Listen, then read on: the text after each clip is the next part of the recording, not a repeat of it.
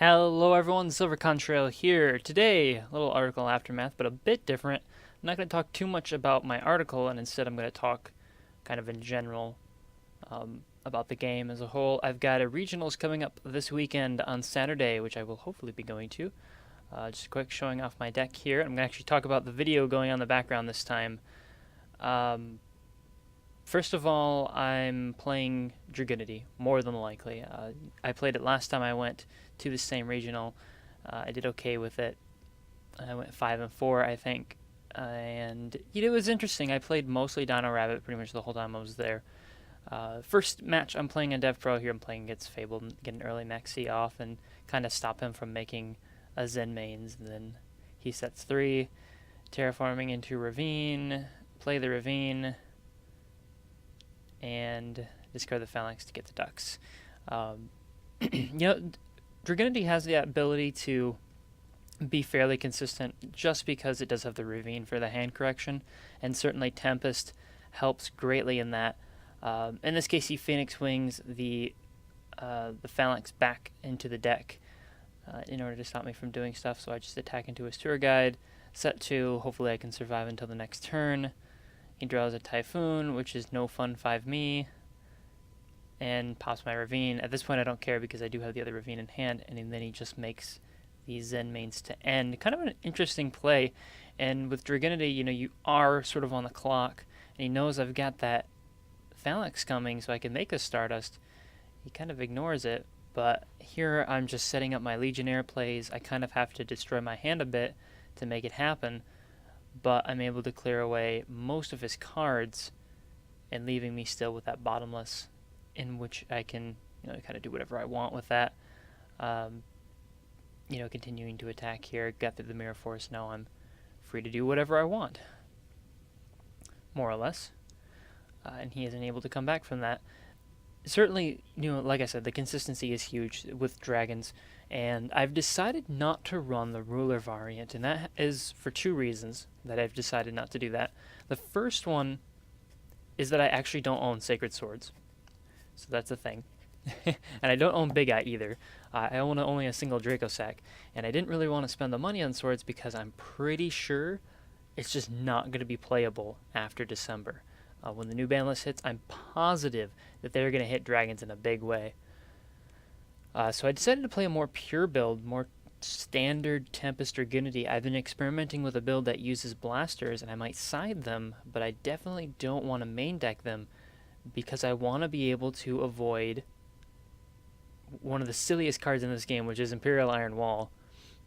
And people who main deck that are just going to be so mad when they play me. And I don't run into it at all, because 90% of the time, when I use Tempest Effect, it's to discard another wind and search out a dragon. So he goes first turn into the Stardust Dragon Assault mode, and it's just a pain, and I'm like, oh no, this is not going to be fun. So he's, of course, just going to continue to be mean and evil and, continue to take up big chunks of my life points.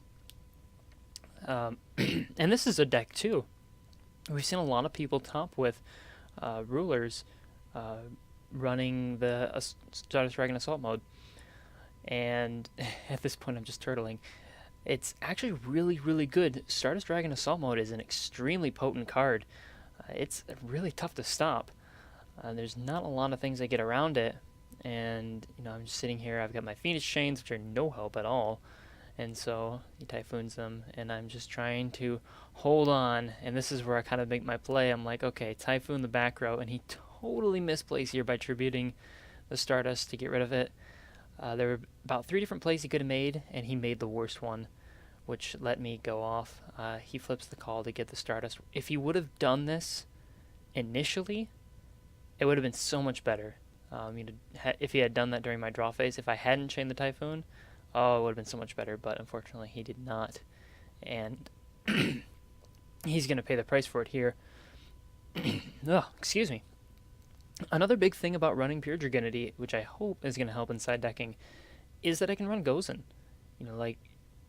Besides big Attune plays, you can just play Gozen, and that really screws up opposing Dragon Ruler decks who want to be able to summon multiple attributes. Even Dragunity rulers want to be able to summon multiple attributes.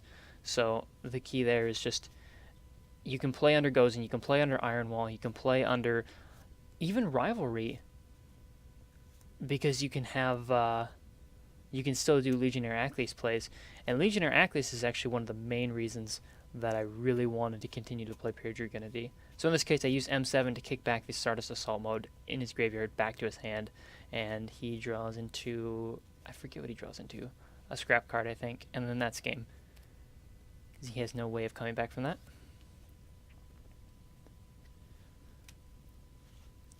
And I think going in, just not putting myself in a position where I can easily lose to side deck cards is really important. Here's actually an example of Sixth Sense, and this is hilarious because it's in Lightsworn. So he's going to start off with Charge, searching, I believe, Illumina, and then he sets a Raikou, and he sets Sixth Sense. So it's my turn. I draw. I've got kind of a gross hand. Anyways, he flips the Sixth Sense, calls 5 and 6, I believe. Or 4, I forget what he calls. But he rolls a 1. He just, like, mills a Raikou, which is whatever, because he's already got one face down. This is exactly why Sixth Sense is going to punish players all day that just mill 1 randomly, and then it's like, okay, well, you know, have a nice minus. I'm not going to be playing Sixth Sense. 2 reasons. 1, I don't have it, and 2, I don't have it. Otherwise, I would be playing it because it's broken. I'm not sure if I'll be playing Return either. So Stardust Attack into a Raikou and negate the Raikou. No mill 5U. I would have just, to be honest, I definitely would have just tried to mill there and not use the destruction effect. But he decided to go for that, so it's whatever. And then he goes into his little combo here and doesn't make the new Synchro, and I don't know why he doesn't. It is pretty much baffling. Like, why didn't you go into the other Synchro, and then it's like, whatever, I'll just negate your Black Rose, and now I win. Yeah, it's one of those things.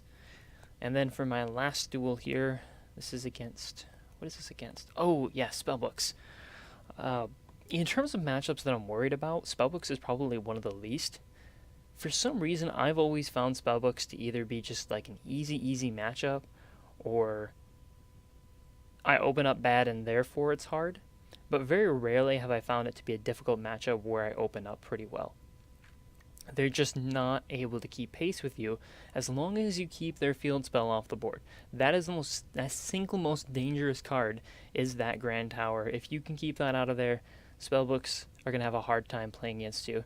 And I opened up with a very interesting hand here. I flip or activate the Ravine, and he Phoenix Wings it, but unfortunately for him, I have a second Ravine, and I'm able to just, go off here. At least to an extent, and I can make the Stardust Dragon. In this case, the castle here is important, because even if he plays World or if he plays Priestess, I can either negate it, or if he tries to attack with them, like boosted or, World by itself attacking, I can just flip the castle and destroy his card. So he's going to go ahead here and then try to get some plays going, get some stuff together. And unfortunately, it isn't going to work out for him because I have the Typhoon set as well.